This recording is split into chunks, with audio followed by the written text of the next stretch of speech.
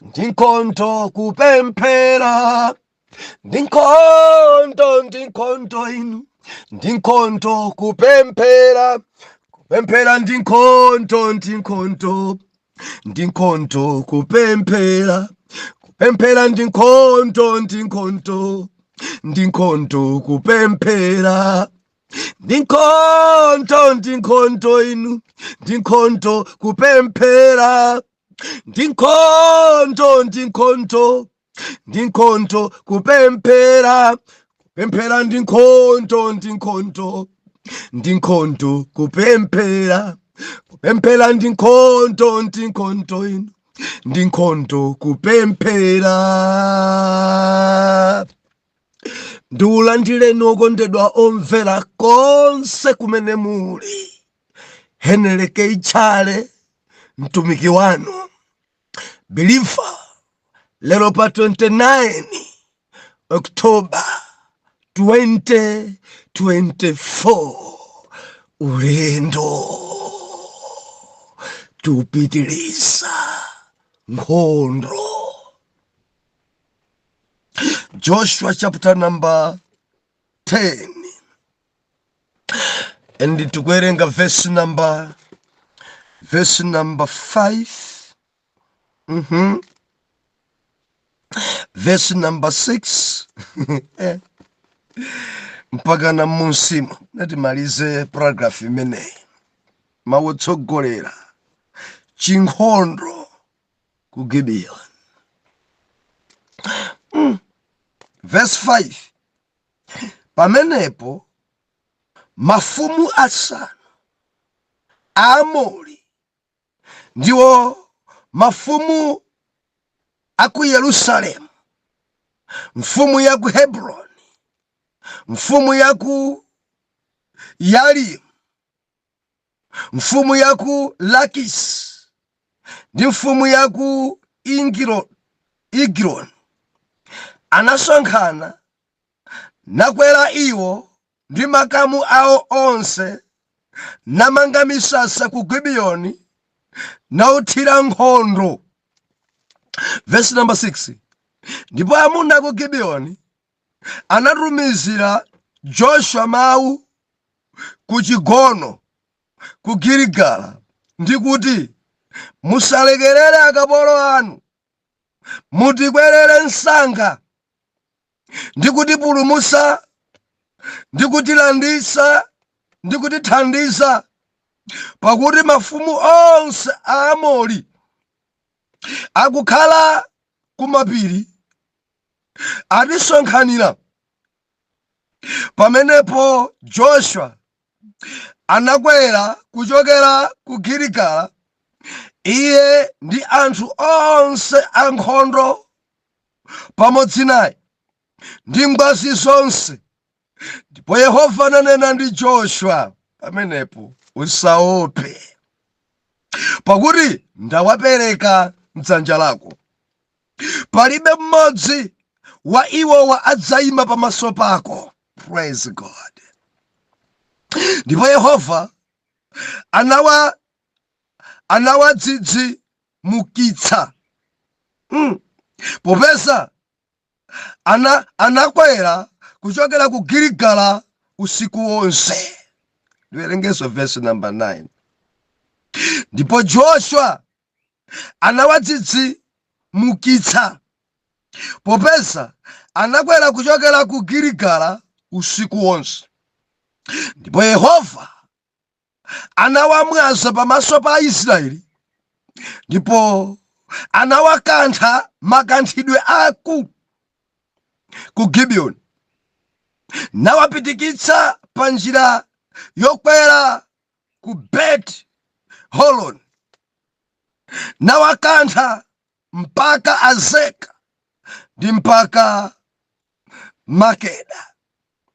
Ndipo kunali pakuthawa iwo pamaso pa Israeli potsikira pa miyala yayikulu yochokera kumwamba. Hallelujah. Werengeso verse number 11.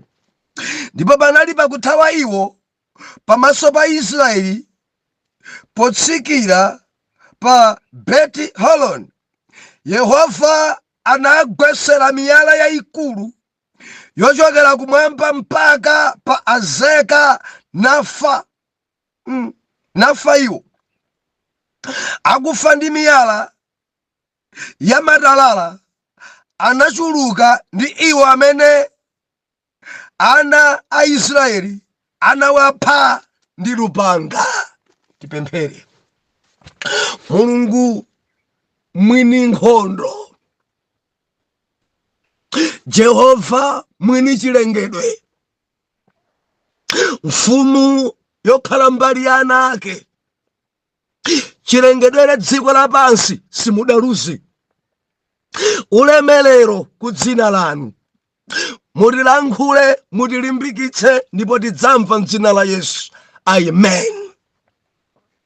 Omvera, tukhala m'dziko kumene kuli nkhondo, tukhala m'dziko limene akutida, tukhala m'dziko imene satifunira zabwino.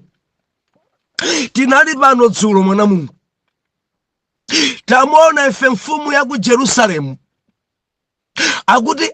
akuti idachita mantha kwambiri atamva zoti ayi apasulidwa. Adachita mantha kwambiri ataona chigonjetso chimene chidachitika pa mzinda wa Ai, kuti Joshua ndi Israeli adawupasula mudziwo monga adapasulira Yeriko. Ndi mfumu iyi akuti idayitanitsa meeting zokhudza kwambiri. Meeting idayitanitsidwa. Mfumu ya ku Jerusalemu akuitchana kuti Adoni-Zedeki. Mkuluyu Adoni-Zedeki adayitanitsa mafumu ena onse achiamori, mafumu asanu. Dzuchitikadzi tudabwa nazo. Ai aphwasulidwa, Jeriko aphwasulidwa, anthu ajamantha adapeza. Koma chimene chidavuta kwambiri ndi mgwirizano, chifukwa chakuti Gibiyoni idapita kagonja kadzipereka yokha kwa mphumba ya Israeli.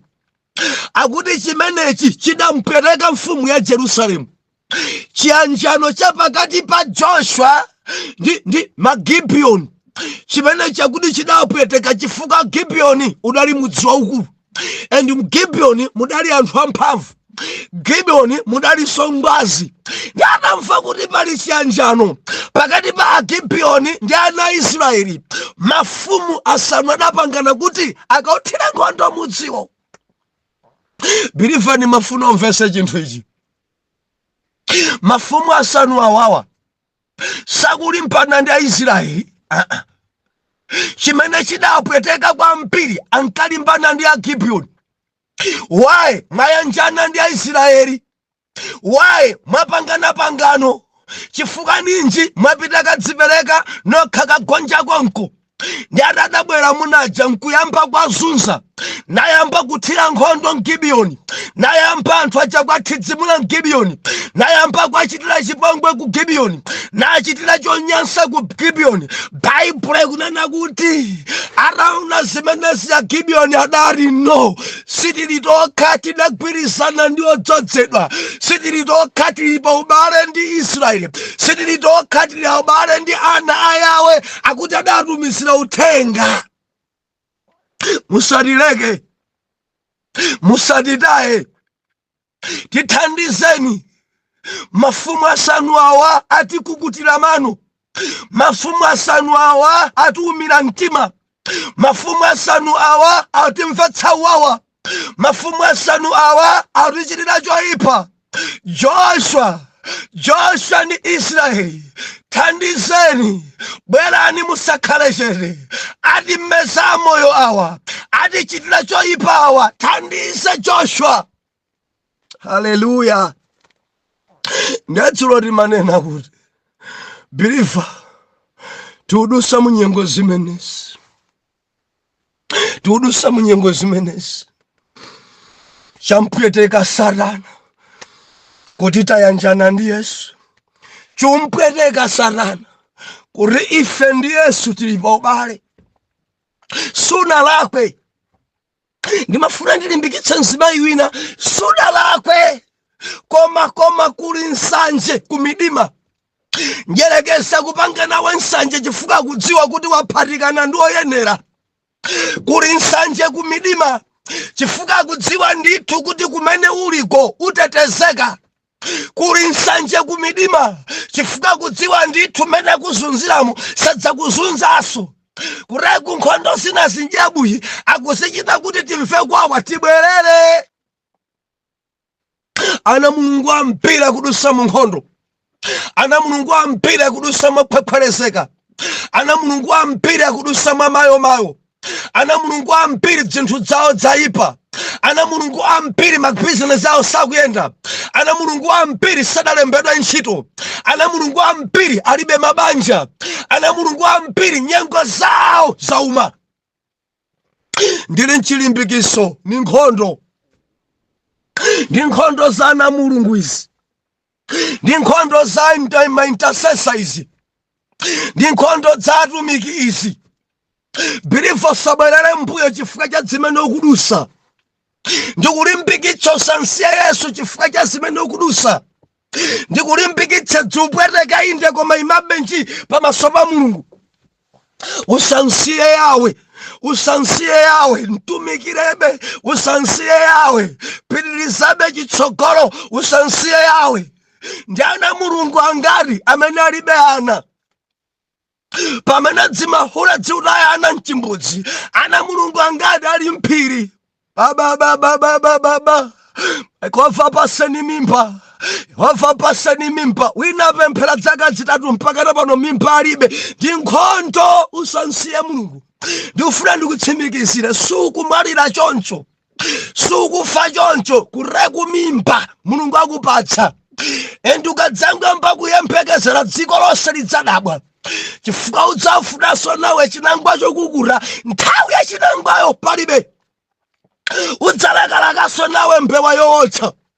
Udzalakalakaso nawe mango yayiwisi kwambiri yochita kudya mchere. Chamimba chimazunza bilifa ndikulimbikitse. Nthawi dzabwana udzayamwitsa. Usanaye mtima imabenji. Mimba yako achita kuyimisa nditefe kuti mwino ungathe kumpembedza. Chilimbikiso changa imabenji pamaso pa Mulungu suliweka. Suliweka.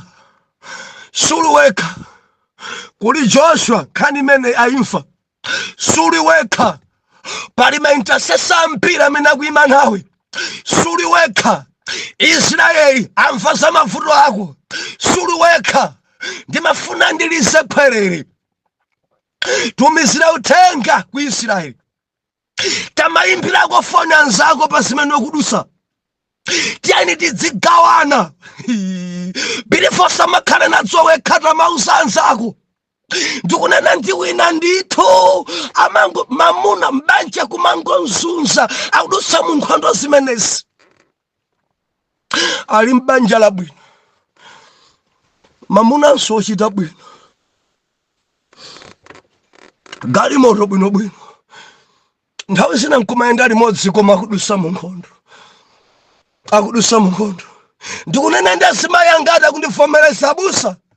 Ndini mamuna wabwino koma nkhondo. Chikangobalamuka chimamuna mwene zimene akulankhula nkumadabwa. Amuna anga tikuchoka mkamwa mwawo. Bilifa ndi nkhondo. Kureka kudyabwa mangu pangale ntibwa munano. Namba kunena zosenera kunena. Ndi nkhondo ndikukamba ndikwina nzima yakudandaula. Mamunache amangogona mtiwana. Mamunache zibwenzi ndi bwirikiti. Amapanga zibwenzi salaundi. Ndipo amachita kumva kuti amuna ako kugona ndi awo. Nzimayi wopemphera ngati wa Bilifa tamvera. Njerekezi champweteka kwa mpire chifukwa choyanjana ndi Yesu. Zotsatira zake mamuna wako sakukhutitsidwa. Amangogona m'mabala. Uli ndi nkhani za mpiri zokhudza amuna ako ndikulimbikitse. Ndi nkhondo.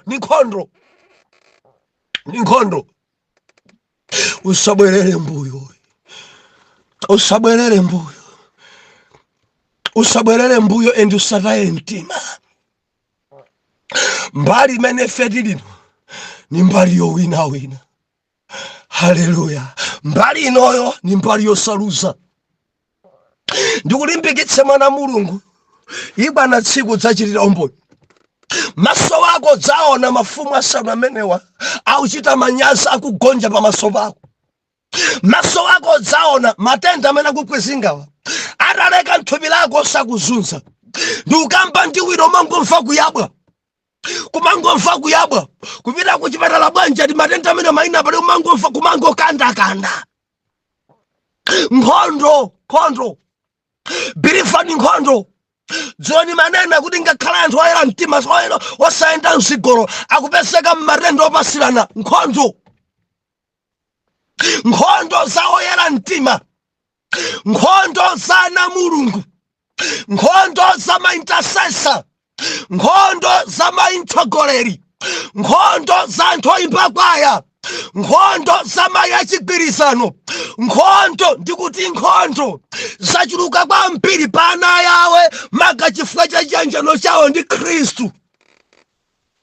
Njerekezi champweteka, bwerekezi champweteka.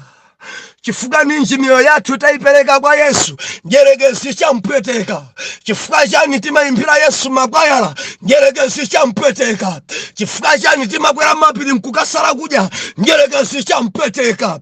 Chifukwa chani timapereka zopereka zathu kuthandiza kuntchito ya Mulungu, njerekezi champweteka. Chifukwa chani timapereka zakhumi zathu kumwamika Yawe kuti ntchito ya Yawe ipite chitsogolo, njerekezi champweteka. Chita kumemezana mafumu asanu tiyeni tikamvese kuwawa na Phiri, tikamvese kuwawa Mr. Chimwala, tikamvese kuwawa na Jere, tikamvese kuwawa Agama, tikamvese kuwawa Jere, tikamvese kuwawa na Banda. Tamfela chiumpereka Satana maga chifukwa cha ubale wako ndi Mulungu. Chiumpereka Satana chifukwa choti ndi intercessor umapembedzera tsiku ndi tsiku chamwawa kwambiri.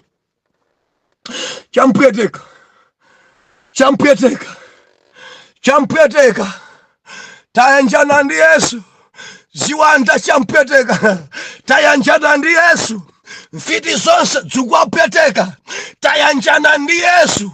Asatanism ziwapweteka tayanjana ndi Yesu. Ziwanda zusowa mtendere tayanjana ndi Yesu. Mizimu yoyipa sikugona tayanjana ndi Yesu. Kumidima kuli miringi nimafuna ndifukule pamenepa.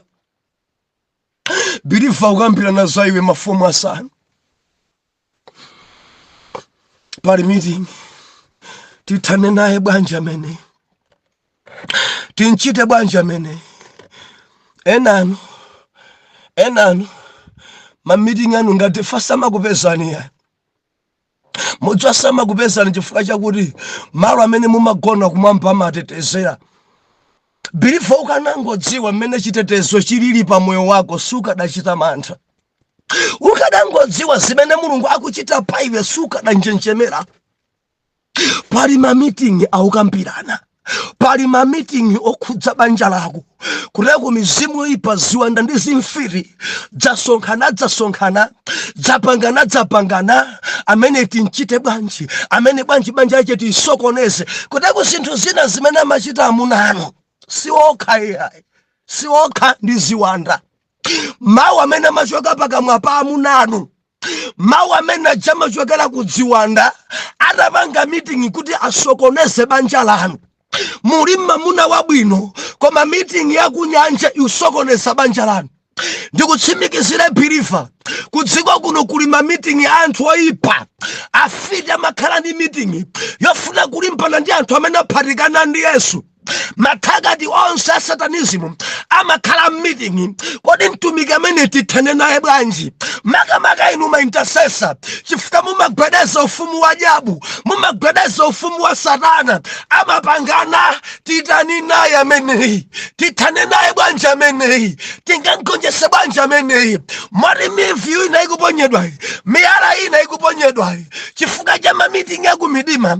Mapemphero anu mwatetezera ambiri, mapemphero anu mfiti sisi kutamba, mapemphero anu asatanizi masowa mpata, mapemphero anu maro kumayaka daire painu kumaso kwa onse amene mukuwapembedzera padzitumiko kumaso pa ana anu. Now zimfiti ndi masatanism aufumu wa ndima pali ma meeting. Tichite bwanji kuti tiagonjese? Tipange bwanji kuti tiawofole, tipange bwanji dzina zidzudabwitsa. Ndikusani chinthu kuyambana kwanu inu ndi amuna anu dzachokera ku meeting ya ku nyanja. Ndikunena ndi wina mwayambana ndi nzanu amene munkagwiza naye kwambiri, musaganize ndinomo. Meeting ya ku nyanja idakusokonezani. Tiyapasule awa, tiyaombanitse awa, tiyamenyese mutu awa, kuti kugawanikana kwawo, kusemphana kwawo tikhoze mwina kuonjola kapena kuti tiyaofokesa samapempheri. Ndifika chache wina nzanu jasakupempheranso. Ndikunena ndina kundivomereza. Mutu asiyana naye nzanu janafoka saliso mwakale. Musaganize kuti ndinomo ni meeting ya ku midima. Kuyanjana kwanu zinthu zinkamangika, kuyanjana kwanu munkagwesa ndi kupasula zimene Satana akonza pa oyera mtima, kuyanjana kwanu masokoneza maplani ya ku midima, kupemphera kwanu kumbukirani. Ndikuti mukumbukire, simudasale kudya limodzi. Nthawi yanu mudasale kudya limodzi kwa 2 days ija. Ena atidatenga tonse limodzi 7 days. Ena adasala limodzi onse 40 days. Ndiye mudagwesa zinthu, mudaononga zinthu za Satana, nawo adakupangirani meeting adakubalalitsani. Meeting ya ku midima sokoneza chanjano, intercessor uja ndi uja sakulankhulana, mtumiki wakuri ndi mtumiki uja sakuyankhulana, minister yakuti ankayenderana ndi aja pano sakuyenderana, nkhondo za oyera mtima, mafumu a Amori ali pa meeting. Mene chuma chanu chikuyendera bwino njerekezi zikumpweteka pali ma meeting, tingaigwese bwanji business yake. Mene utumiki wanu ukuyendera njerekezi zikumpweteka pali ma meeting. Tingaononge bwanji minister mene, tingaononge bwanji group mene, tingaononge bwanji mtumiki mene.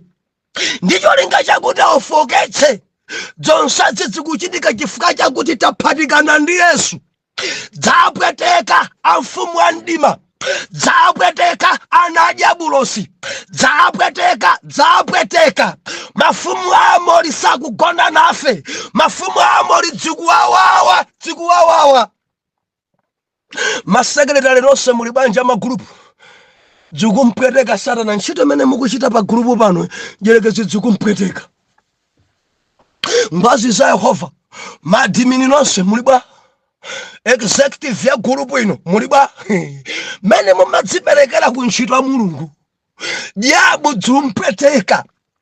Now pali ma meeting oti akuombanitseni, pali ma meeting kuti akubalalitseni, akupangana kuti akusokonezeni, ndikulimbikitseni mtumikireni Mulungu, kangalikani po mtumikira Mulungu. Endi njerekezi champweteka kwa mpiri. Why? Ndinene kwa inu ma intercessor, ukamapembedzera wina kusala kudya chifukwa cha wina umakhala kuti waima pakati pa munthuyo.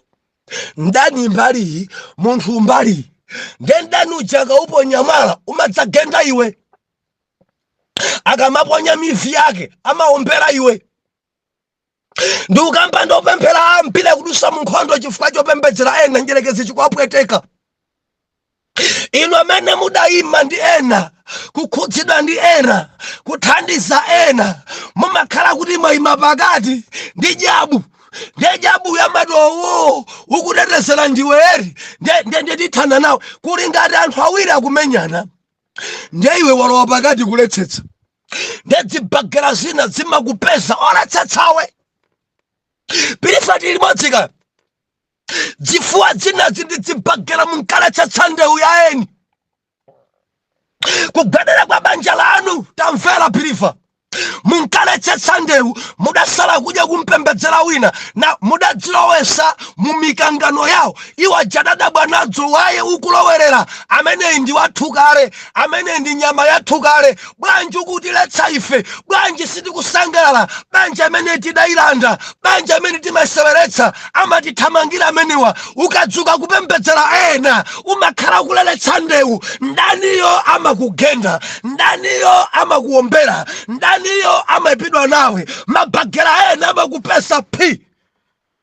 Haleluya. Chilimbikitso changa usaope. Bible kunena kuti Agibeyoni adamuimbira kuti khale foni kunalibe foni koma adandziwisa Joshua dzimafumu idzi dzatuukira, mfirizi zatuukira, ja satanizimu dzuli mpana nafe, kuli nkhondo kuno tilibe mtendere. Ndiakuti Joshua atamva chimenechi adadzuka Joshua osati yekha ndi ankhondo onse, ngwazi zonse za Yehova kumwamba adalankhula ndi Joshua, ndapereka mafumu asanu awa m'manja mwako, pita uwakang'anthe, pita uwalikite, pita uwababade.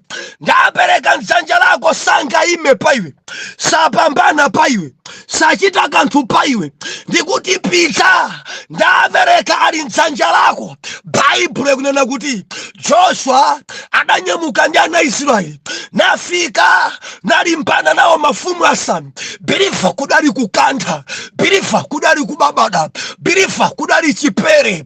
Mulungu ali mbali ya ana ake, Jehova ali mbali ya ana ake, ndipo Mulungu wathu sanalusepo kale. Ndikulimbikitsa tili mbali yowina, tili mbali yowina. Haleluya. Adadzaimba mzimayi wina, andimenyera nkhondo. Nipali padera nimangomva zotaita kuti marenda asira, ndimangomva zotaita kuti maluzi apita, ndimangomva zotaita kuti nkhondo tawina, ndimangomva zotaita. Amene muli nayo tandipanganishira, ndikuifuna kwambiri nyimbo imene bilifa ana yawe, timangomva zotaita. Joshua adadzuka, Israeli adadzuka, ndikulimbana ni mafumu asanu, kudali kumenya, kudali kuphwasula, kudali kuononga, kudali kubabada, kudali kuthidzimula. Ayampana ndi olakwika, anthu amene sadalusepo nkhondo, owamenyera nkhondo ndi yawe. Akanadziwa mafumu aku Jerusalemu, akanadziwa mfumu ya ku Hebroni, akanadziwa mfumu ya Lakisi, sikadapanga chibwanachi. Kudali kumenyedwa, kudali kuthidzimulidwa, kudali kukwapulidwa, adalikita ndi kubabadwa mpumba yawo. Kenako ndikudzagwira mafumu aja bilifa, kudali chipere. Jehova adayilowerera, akuti ena mafuna kuthawa, Jehova adachita kutsitsa miyala yochokera mmwamba onga matalala. Bilifa zima ice block zimatsika kumwamba kuphaphatha mafumu asanu aamori, kudali kuphwanya. Wina ayerekeza thawe, chidali kugwa chitalala chachikulu kwambiri chokhala ngati mbondomu, chouma gwachi ice kumenya munthu kugwesa flat. Haleluya. Osaopa, alipo otimenyera nkhondo, alipo otitani otigonjetsera. Amaimba bwanji nyimbo imeneja. Alipo atimene yakuthawani, imene ithawe choncho. Haleluya. Koma message imene mafuna ndipereke chona kuti alipo wina otimenyera nkhondo, alipo wina otipambanitsa. Adagwira mafumu aja asanu, kuagwira mafumu asanu aja ndikuafinya. Zidachitikatu zadzikulu, kuwaponda nkhosi mpaka na kuagwira kuwapachika m'mitengo, dziko lonse lidaona. Ndimafuna ndilise khwerere kwa zimfiti zonse, musamale kulimbana ndi ana Mulungu. Mwamba kale kulimbana ni intercessor, mwamba kale kulimbana ndi anthu opemphera, mwamba kale kulimbana mukumatambirana pompa mpaka na simu kumadabwa kuti simu kwagonjesa. Jaire kama imene ya mtundu wanje, mudapita mudapeza pali nyanja, ma mudapita mudapeza pali moto, haina yake adakuthidzimulani mapama ochokera osadziwa, chindege chanu chidachita tsoka, ena mukudwala pano chifukwa chotambira woyera mtima, koma bekakaka ndimati usamale chifukwa upachikidwa. Mfiti nonse samalani ndi ana Mulungu, ajelasi ndi ana Mulungu musamale, amene mumapondereza ana Mulungu samalani. Taphatikana ndi Yesu amatimenyera nkhondo, taphatikana ndi Yesu amatigonjesera, taphatikana ndi Yesu mukumana nazo, taphatikana ndi Yesu sindife olusa, taphatikana ndi Yesu atimenyera nkhondo, taphatikana ndi Yesu atichirisa, taphatikana ndi Yesu pali chigonjeso, taphatikana ndi Yesu musamale kwambiri amene mukulimbana nafe. Sikwathu kuchita nkhondo kuno, nkhondo nja Yehova. Timayimba choncho, nkhondo ya Yehova, nkhondo iyi wotimenyera ndi Yehova, nkhondoyo tidzapambana ndi Yehova, nkhondoyo. Ndilimbikitse opemphera, ndilimbikitse maintercessor adzitumiki, ndilimbikitse inu amene mwaphatikana ndi Yesu, musaope. Mulungu wathu sadalusepo, musaope. Kaya mudusa nyengo za matenda, musaope. Kaya banja sidapezeke, musaope. Kaya mimba mulibe, musaope. Kaya mamuna wanu mkazi wanu kukuzunzani, musaope. Kaya kunchito zufurabe, musaope. Chifukwa mmawalanu njopya, chimulungu cha Israeli chidzuka. Andakadzuka mulungu amene kudzakhala kuthamangisa, kudzakhala kuphwanya, kudzakhala kuononga, tidzangomva zoyitha kuti nkhondo tawina. Bwanji mutilondole mmawa. Atate tikuyamikani chifukwa cha kukhulupirika kwanu mbali yathu. Mwakhala wakhulupirika day 1 up to now. Nkhondo zimene mwatipambanitsa mulungu zambiri, chifukwa zimfiti zonde zayisayi kulimbana nafe chifukwa taphatikana ndi Yesu. Ambuye ndikupemphera kuti mafumu onse amene adzuka polimbana nafe muthane nawo.